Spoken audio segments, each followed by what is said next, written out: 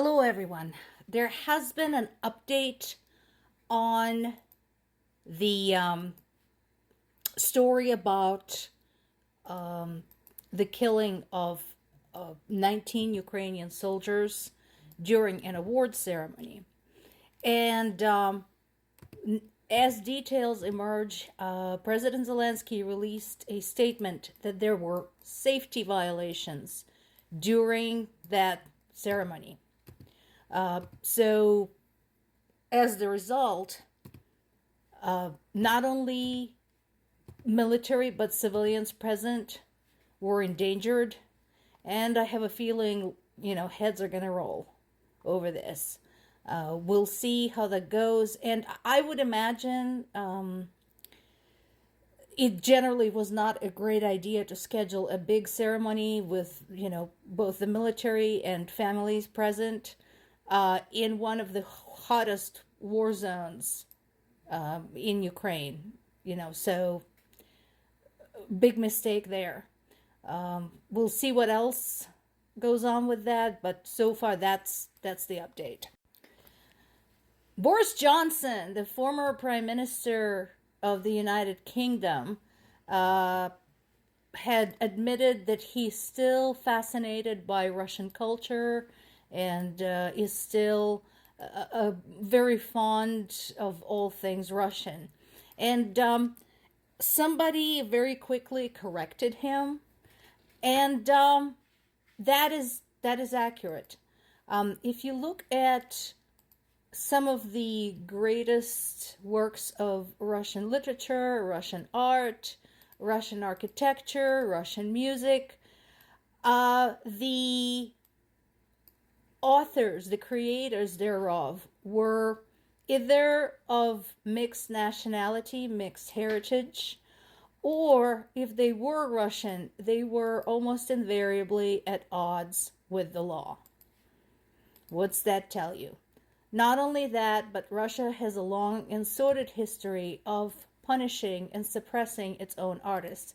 In fact, that continues to be the case today. In fact, not only do they try to suppress their own artists, they've gotten so homophobic that they're now editing out any references, any symbols of, for example, the LGBTQ movement. Here's an example. They edited out a rainbow from a music video by a Korean group. I mean, how messed up do you have to be to do something like that? And in the great tradition of persecuting their own artists, the artist and musician who protested the war in Ukraine is facing potentially an 8-year-old prison term. The artist in question, Sasha Skachelenko, was arrested last year in St. Petersburg. And again, her only crime is speaking out against the war in Ukraine. Meanwhile, talk about hypocrisy. Putin had pardoned a murderer who was sentenced to 17 years of prison labor at the prison camp. This man had brutally murdered his ex-girlfriend who stopped by his house to pick up her stuff. He beat her, raped her, and killed her. However, he was one of the ones who joined the special military operation, and so he got to go to war, and now he has been pardoned as a hero. So Russian people, when these people, like this murderer, start walking into your homes and doing what they do, don't complain. You can't blame Ukrainians for that. You can't blame NATO for this. You've done this to yourselves.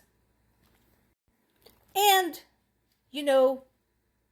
making sure they stay busy, making sure they don't break their record of unending lies.